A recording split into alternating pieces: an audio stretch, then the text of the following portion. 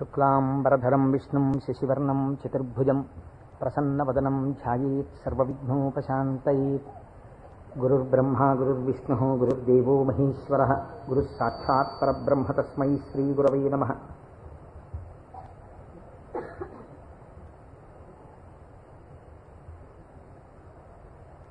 వ్యాసాయ విష్ణురూపాయ వ్యాసరూపాయ విష్ణవే నమో వై బ్రహ్మనిధయే వాసిష్ఠాయ నమో నమః. కూజంతం రామ రామేతి మధురం మధురాక్షరం ఆరుహ్య కవితాశాఖాం వందే వాల్మీకికోకిలం. శృతిస్మృతిపురాణానాం ఆలయం కరుణాలయం నమామి భగవత్పాదశంకరం లోకశంకరం. వాగర్ధావివ సంపృక్తౌ వాగర్ధప్రతిపత్తయే జగతః పితరౌ వందే పార్వతీపరమేశ్వరౌ. సూక్తిం సమగ్రయతున స్వయమేవ లక్ష్మీః శ్రీరంగరాజమహిషీమధురైకటాక్షైః. వైదగ్ధ్యవర్ణగుణగుంభనగౌరవైర్యాం కండూలకర్ణకుహరాः కవయోధయంతి. హైమోర్ధ్వపుండ్రమజహన్మకుటం సునాసం మందస్మితం మకరకుండలచారుగండం బింబాధరం బహుళదీర్ఘకృపాకటాక్షం. శ్రీవేంకటేశముఖమాత్మని సన్నిధత్తాం మనోజవం మరుతతుల్యవేగం జితేంద్రియం బుద్ధిమతాం వరిష్టం. వాతాత్మజం వనరయూధముఖ్యం శ్రీరామదూతం శిరసా నమామి. ఆపదామపహర్తారం దాతారం సర్వసంపదాం లోకాభిరామం శ్రీరామం భూయో భూయో నమామ్యహం. సింధూరారుణ విగ్రహాం త్రినయనాం మాణిక్యమౌళిస్ఫురత్తారానాయకశేఖరాం స్మితముఖీం ఆపీనవక్షోరుహాం. పాణిభ్యాం అళిపూర్ణరత్నచషకం రక్తోత్పలం బిభ్రతీం సౌమ్యాం రత్నఘటస్థరక్తచరణాం ధ్యాయేత్ పరేదంబికాం. హరి ఓం. పరమేశ్వర స్వరూపమైన సభకి నమస్కారం. ఇది ఉత్తరాయణ పుణ్యకాలం.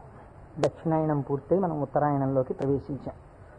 ఈ ఉత్తరాయణ పుణ్యకాలంలో శివనామం ఒక్కసారి పలికిన వారు ఎవరైనా ఉన్నారా అని గమనిస్తారట.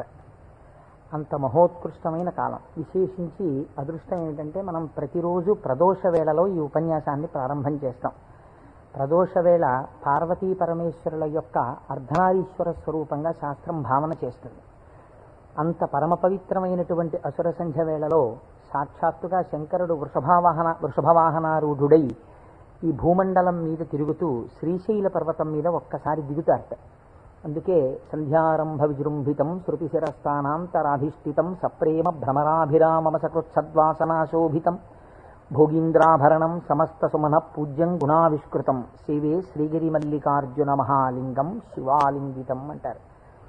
ఒక మద్ది చెట్టు నల్లుకున్నటువంటి మల్లెతీగని చూసినటువంటి శంకర భగవత్పాదులు పార్వతీదేవి చేత ఆలింగనము చేయబడిన పరమేశ్వర స్వరూపాన్ని శ్రీశైల పర్వత శిఖరముల మీద దర్శనం చేసినటువంటి మహోత్కృష్టమైన శ్లోకం అది.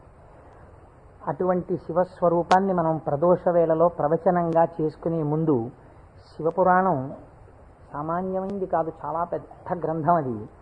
అంత పెద్ద గ్రంథంలో మనకి ఉపయుక్తమైనవి ఉన్నాయి, చాలా జటిలమైనవి ఉన్నాయి. నిత్య జీవితంలో వాటిని అనుష్ఠానంలోకి తెచ్చుకోవడానికి అన్ని ఆశ్రమాలకి అలివి కానివి ఉన్నాయి. కనుక నేను అనుకున్నాను, శివాష్టోత్తర శతనామ స్తోత్రాన్ని ఉత్తరాయణ పుణ్యకాలం కనుక నేనేదో ప్రవచనం చేయడం కేవలం వినడం కాకుండా ప్రతిరోజు ఈ కార్డు పట్టుకుని వస్తే ప్రదోష వేళలో మనం ఇటువంటి దేవాలయంలో కూర్చుని చెప్పుకున్నటువంటి నామం 1,000,000 రెట్లు ఫలితం ఇస్తుంది. ఒక 30 రోజులో 40 రోజులో ఈ ప్రవచనాలు కొనసాగినప్పుడు మీరు ప్రతిరోజు ఈ నామాలు పలికారనుకోండి, 108 ఇంటూ 1,000,000 అంత నామం చేసినటువంటి ఫలితం మన ఖాతాలో ఈశ్వరుడు వేస్తాడు. దాని మీద వినడం శృణ్వం తపః, అది తపస్సు చేసినటువంటి ఫలితం అవుతుంది. ఉత్తరాయణ పుణ్యకాలంలో ఇంతకన్నా మనం చేసుకోగలిగినటువంటి మహద్భాగ్యం ఏముంటుంది? దీని మీద సుబ్రహ్మణ్యేశ్వర స్వామి వారికి ఇతపూర్వం నాకు తెలిసి కాకినాడ పట్టణంలో ఎన్నడూ జరగనంత అత్యద్భుతమైనటువంటి కార్యక్రమాన్ని మనం ఫిబ్రవరి 10, 11 తేదీలలో సుబ్రహ్మణ్యేశ్వర స్వామి వారి ఆవిర్భావము, తారకాసుర సంహారము, వల్లీ కళ్యాణము ఇవన్నీ శివపురాణాంతర్గతంగా వస్తాయి. ఇవన్నీ విన్న తరువాత 200 జంటలు పాలకావిళ్ళు ఎత్తి పట్టుకుని, కావిడి పట్టుకున్న వాళ్ళకి ఇంకా ఆచంద్రతారార్కం వంశాభివృద్ధి కోరికలు తీరుస్తానని పరమాత్మ ప్రకటించారు. ద్రవిడ దేశంలో అయితే కావిడి పట్టుకుని వెడుతుంటే సంతానము లేనటువంటి స్త్రీలు పడుకుని వారు దాటేటట్టుగా పడుకుంటారు. వారు దాటితే సుబ్రహ్మణ్యుడే దాటినట్టు. సంతానము కలగకుండా ఉన్నటువంటి ప్రతిబంధకము దానివల్ల తొలగిపోతుంది అని. అటువంటి ఉత్సవం నాకు తెలిసి జరగలేదు. పెద్దలు పూర్వం ఎవరైనా చేసి ఉండవచ్చు. అటువంటి ఉత్సవాన్ని మనం ఫిబ్రవరి 11వ తారీఖున చేసుకోబోతున్నాం ఇక్కడ. ఆ రోజున సుబ్రహ్మణ్య సంబంధంగా ఒక గొప్ప హోమం జరుగుతుంది. సుబ్రహ్మణ్యుడికి పాలకావిళ్ళు పట్టుకొచ్చిన కావిళ్లల్లో పాలతోటే అభిషేకం జరుగుతుంది. అదే రోజున స్వామివారికి సాయంకాలం వల్లీ కళ్యాణం జరుగుతుంది. బహుశా వల్లీ కళ్యాణం జరగడం అన్నది మనం చాలా తక్కువగా చూసాం. వల్లీ కళ్యాణం ఆ రోజు సాయంకాలం ఇక్కడ జరుగుతుంది. ఇది కాకుండా ఇంకా కొన్ని విశేష కార్యక్రమాలు ఇందులో మన జీవితాలు ధన్యమయ్యేటట్టుగా అనుసంధానం చేస్తాం. ఆయా ఘట్టాలు వచ్చినప్పుడు వాటిని మీకు ముందుగానే విజ్ఞాపన చేస్తాను. కనుక శివపురాణాన్ని మనం శివాష్టోత్తర శతనామ స్తోత్రంతో అనుసంధానం చేసుకుంటే ఈ ప్రవచనాలు అయిపోయిన తరువాత కూడా మీరు ఎప్పుడైనా ఇంటి దగ్గర కూర్చుని నామాలు చదువుకుంటుంటే మనస్సు తొందరగా రమిస్తుంది. ఎందుచేత అంటే శివో మహేశ్వర శంభు పినాకి శశిశేఖర అని చదవడం వేరు. శివ అనగానే మొదటి నామం దగ్గర మీకు కొన్ని విషయాలు జ్ఞాపకానికి వచ్చాయనుకోండి, మనస్సు ఏమవుతుందంటే అటు ఇటు వెళ్ళదు, అందులోకి వెళ్ళిపోయి ఏదో ఒక నామంలో ఒక ఘట్టం ఏదో మీకు జ్ఞాపకం వచ్చి దాని గురించి ఆలోచిస్తూ మీరు నామాలన్నీ చదివేశారనుకోండి, ఇప్పుడు మీరు 108 నామాలు దీక్షతో తపస్సుగా చేసిన ఫలితం వస్తుంది. వాటి అర్థం తెలియకుండా చదువుతున్నారనుకోండి, మనస్సు చించలమై ఎక్కడికో వెళితే నామం చెప్పిన ఫలితం ఉంటుంది, కానీ మనస్సు లగ్నం కాదు. మనస్సుని కూడా ఏకీకృతం చేసేటటువంటి ప్రయత్నంలో భాగంగా శివమహాపురాణాన్ని శివాష్టోత్తర శతనామ స్తోత్రంతో అనుసంధానం చేస్తే మనందరికీ ఎక్కువ ప్రయోజనకరంగా ఉంటుంది అని నాకు అనిపించింది. పైగా అందరూ చక్కగా ప్రదోష వేళలో శివనామం చెప్పేటటువంటి అదృష్టాన్ని పొందుతారనిపించింది. నేను అంటాను, మీరు కూడా అనండి. ఇది అయిన తర్వాత నేను ప్రవచనం ప్రారంభం చేస్తాను. ఇవాళే కాదు, ప్రతిరోజు. ఇవాళంటే కొద్దిగా మనకు ప్రారంభం కాబట్టి ఆలస్యం అయింది, రేపటి నుంచి అలా ఉండదు ఖచ్చితంగా. ఎందుకంటే ప్రదోష వేళలో ఈ నామాలు చదవాలి కాబట్టి 6:30 అయ్యేటప్పటికీ నామాలు చదవడం ప్రారంభం చేసేస్తాం. ఎందుకంటే ప్రదోష వేళలో చదివినటువంటి దాని ఫలితం మీరు శివమహాపురాణంలో విందురు గాని దాని శక్తి ఎలా వెళ్ళిపోతుందో చూద్దురు గాని. ధ్యాన శ్లోకం చెప్పండి. ధవళవపుషమిందోర్ మండలే సన్నివిష్టం భుజగవలయహారం భస్మదిగ్ధాంగమీశం మృగయ పరశుపాణిం చారు చంద్రార్ధమౌళిం హృదయ కమల మధ్యే సంతతం చింతయామి. శివో మహేశ్వర శంభు పినాకీ శశిశేఖర వామదేవో విరూపాక్ష కపర్దీ నీలలోహిత శంకర శూలపాణిశ్చ ఖట్వాంగీ విష్ణువల్లభ శిపి విష్ణోంబికానాథ. శశి విష్ణు కాదండి, అది పొరపాటు పడింది. శిపి విష్ణోంబికానాథ శ్రీకంఠో భక్తవత్సల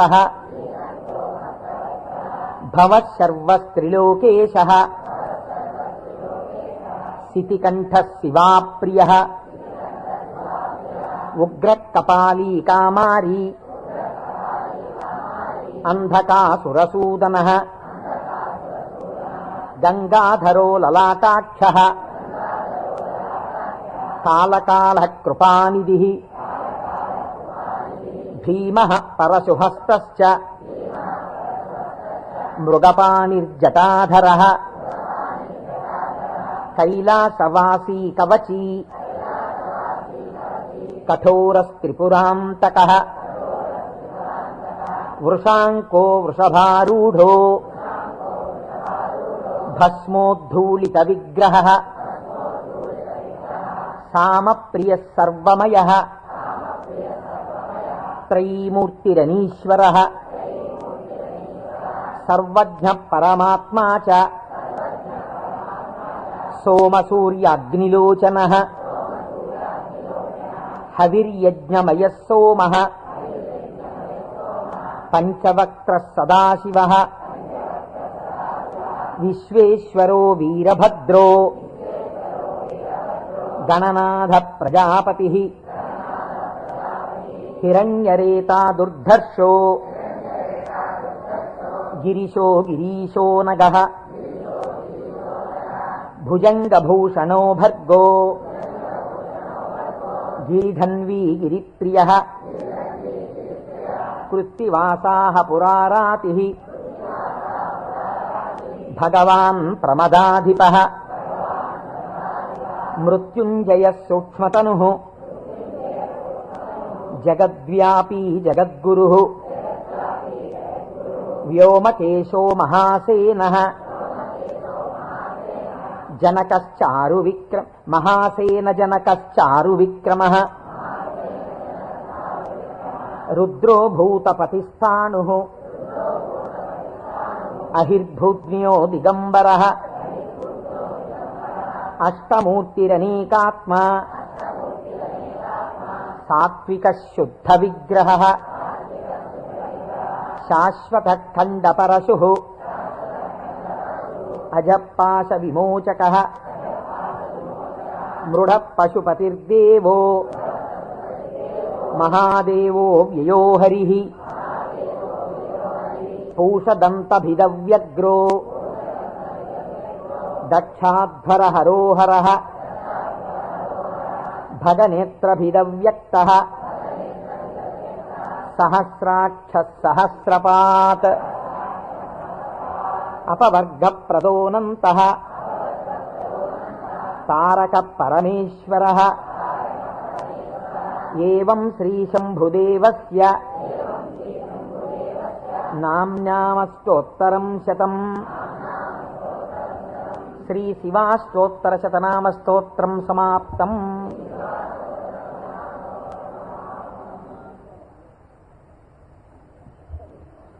హరి ఓం.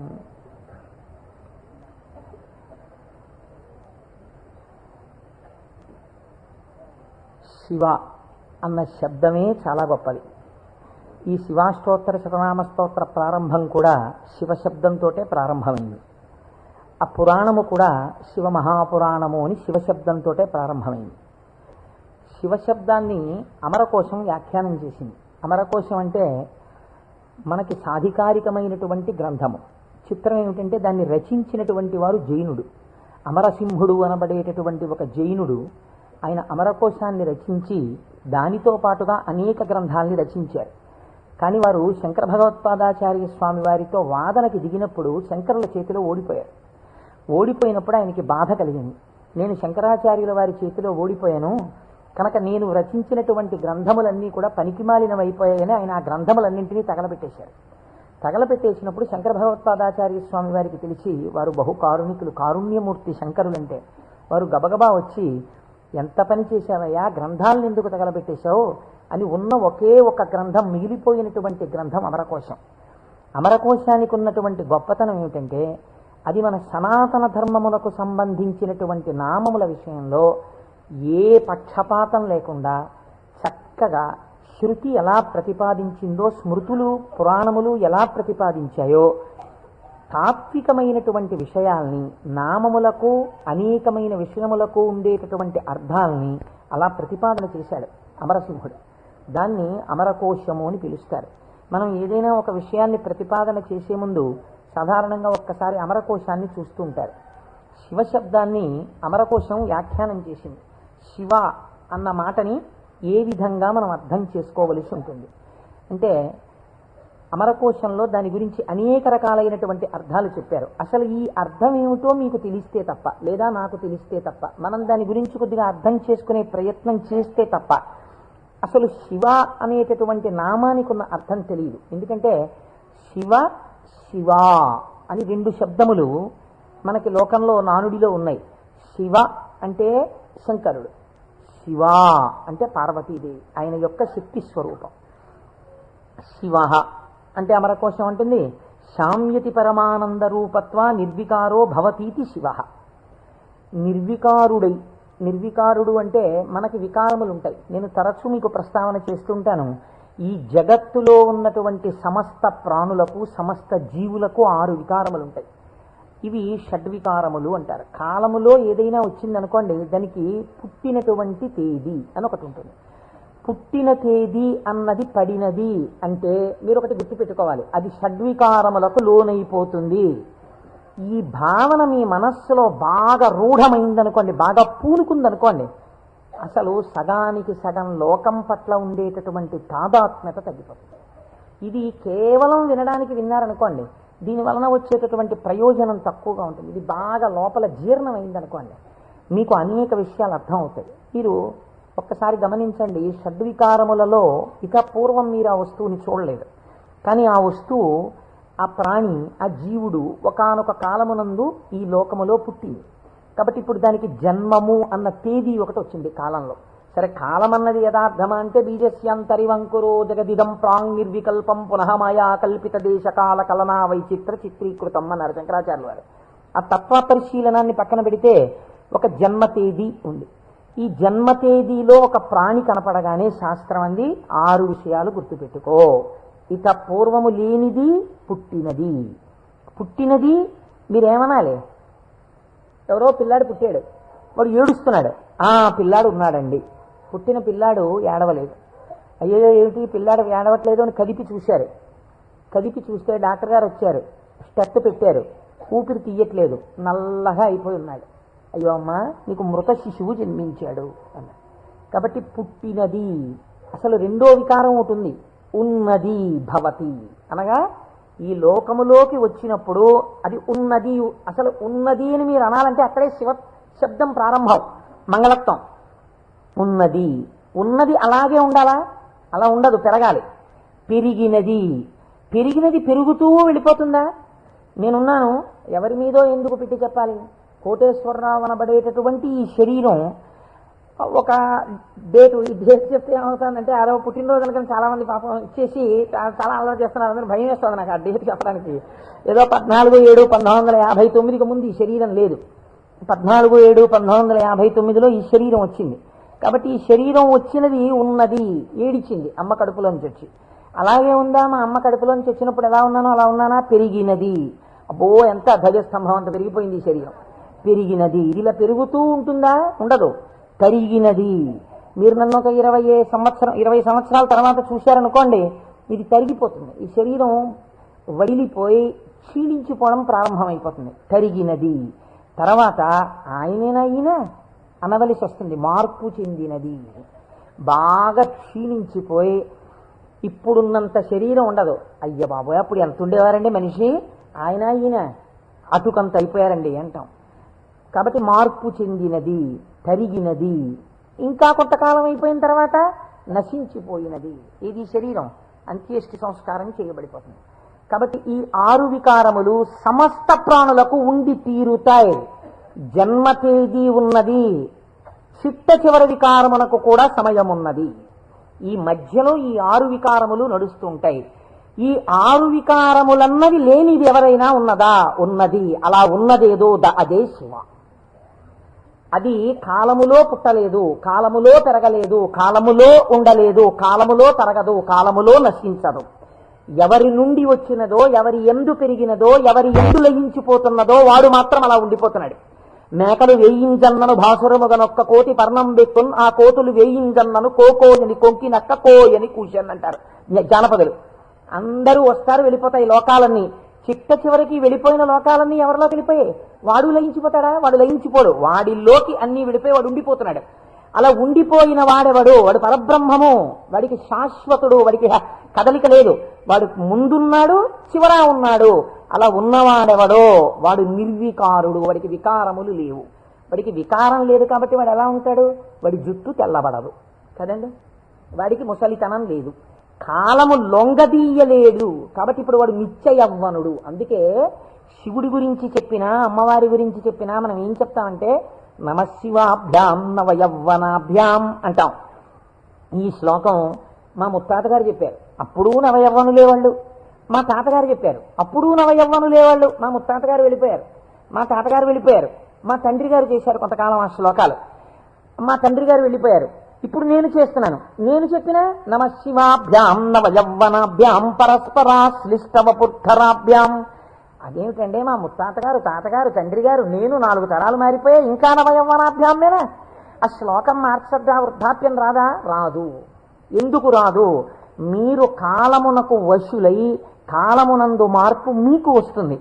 కాలస్వరూపములో మీ యందు మార్పులు తెచ్చేవాడెవడున్నాడో వాడు మార్పునకు అతీతుడుగా సాక్షిగా ఉన్నాడు. కదిలే వస్తువుకి కదలని వస్తువు ఆధారమై ఉంటుంది. మీరు బాగా జ్ఞాపకం పెట్టుకోండి.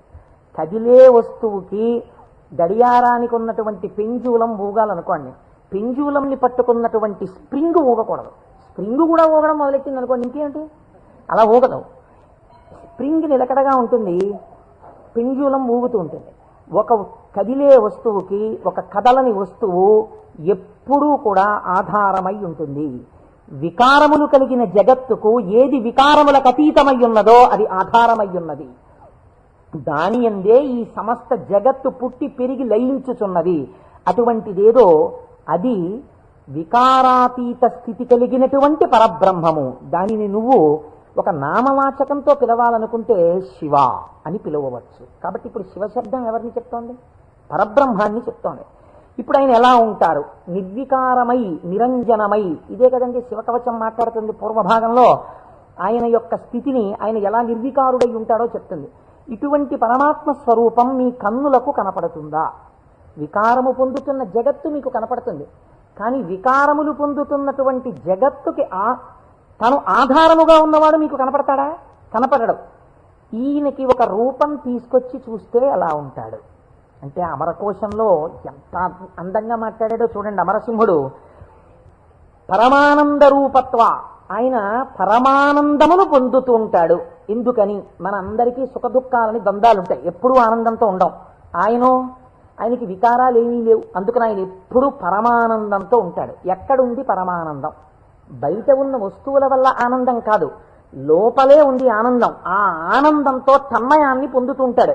అది నోటితో చెప్పడం కుదరదు. ఇప్పుడు ఎలా చెప్పాలి అంటే, పద్మాసనం వేసుకుని చేతులు రెండు ఇలా పెట్టుకుని కన్నులు ఇలా అరమోట్పు కన్నులతో ఉండి తనలో తాను రమిస్తూ కనపడుతుంటాడు. శంకరుడి యొక్క ఫోటో మీరు చూశారనుకోండి, చూస్తే ఆయన అరమోట్పు కన్నులతో కూర్చుని సంతోషంతో ఆనందంతో ఉన్నట్టుంటాడు. ఇందులో ఇంకా లోకరక్షణ హేతువుగా అభయముద్ర పట్టినట్టుగా ఉంది. ఆయన అరమోట్పు కన్నులతో ఆనందంతో రమించిపోతున్నట్టుగా ఉంటుంది శివస్వరూపం. అంటే ఘనీభవించినటువంటి ఆనంద స్వరూపమే పరమాత్మ యొక్క స్వరూపం. పరమాత్మ నిత్యానందము ఏది ఉన్నదో దాన్ని రాశీభూతం చేస్తే అదే శివ. కాబట్టి ఇప్పుడు పరమాత్మ యొక్క స్వరూపమేమి? ఆనంద ఘనమే పరమాత్మ. కాబట్టి ఇప్పుడు ఆయన అన్ని వికారములకు అతీతుడై తనలో తాను రమించిపోతూ ఆనందపడిపోతూ ఉండేవాడెవరో, అంటే కదలిక ఉండదు ఇంకా మనస్సులో, అన్ని అరికట్టి లోపల ఉన్నటువంటి ఆనందంతో తాను కలిసిపోయి తానే చిదానంద రూపుడై ఉంటాడు. దీనికి మీకు పోలిక చెప్పాలంటే ఒక్కటి కుదురుతుంది. మనం కదులుతున్నటువంటి తరంగములు కలిగిన సరోవరాలం. మీరు చూడండి, అందుకే నిద్ర లేవగానే ఏది ప్రారంభం అవుతుంది పనిచేయి మీకు ప్రారంభంలో నిద్ర లేచారు అనగానే, నిద్ర లేవడం అంటే ఏమిటో తెలుసా అండి? శరీరం లేవడం కాదు. ముందు ఏది లేస్తుందో తెలుసా? పరమాత్మతో రమిస్తున్నటువంటి మనస్సు విడివడుతుంది. విడివడి అది సంకల్ప వికల్ప సంఘాతం. అది వెంటనే ఒక ఆలోచన మొదలెడుతుంది. మొదట ఆలోచన ఏమిటి? తెల్లవారిపోయింది. ఈ తెల్లవారిపోయిందన్న మొట్టమొదటి ఆలోచన అది చెయ్యగానే నిర్మలంగా ఉన్నటువంటి నీళ్ల దగ్గరికి వెళ్ళి మీరు ఒక చిన్న రాయి తీసుకుని ఇలా వేశారనుకోండి, అదేం చేస్తుందంటే ఇలా ఒక తరంగం కదులుతుంది. కదిలి అలా వెడుతుంది. ఇది ఒక్కటే వెళ్ళదు, ఇది వెడుతూ ఇంకో తరంగాన్ని తయారు చేస్తుంది. అలా కదులుతూ తరంగాలుగా ఒక కదలిక రాగానే ఇంకో కదలిక వస్తుంది. తెల్లవారిపోయింది, ఇవాళే నువ్వు శివమహాపురాణం మొదలెట్టాలి, ఇవాళే నువ్వు ఫలానా వాళ్ళ ఇంటికి వెళ్ళి ఒక్కసారి ఆశీర్వచనం చెయ్యాలి, చూసావా తెల్లవారిపోతుంది గబగబా సంధ్యావందనం చెయ్యాలి. ఒకదాని వెనక ఒకటి సంకల్పాలు వచ్చేస్తాయి. ఇవి సుఖములకు దుఃఖములకు కూడా హేతువులు అవుతూ ఉంటాయి. ఈ సంకల్పాతీతుడై సంకల్పములు దేనిలోంచి పుడుతున్నాయో అది తానై నిరంజన స్వరూపమై ఆనంద ఘనమై కూర్చున్నవాడెవరో వాడు పరమాత్మ, వాడు శంకరుడు. కాబట్టి శివుడు ఆయన ఇక్కడే సమస్తాన్ని చూస్తుంటాడు. అటువంటి ఆనంద ఘనమునకు శివ అని పేరు. ఇప్పుడు దీనివల్ల మీకేం తెలుస్తోంది? మనుష్య జన్మ యొక్క చిట్ట చివరి ప్రయోజనం ఏమి? ఆ ఆనందము మీరే అగుట.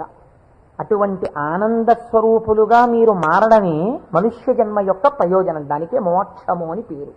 కాబట్టి ఇప్పుడు అటువంటి మోక్షస్థితిని పొందాలనుకున్న వాళ్ళకి ఎవరు ఆరాధ్య దైవము? శివుడే. కాబట్టి శివయోగోధ్యేయ శివంకర.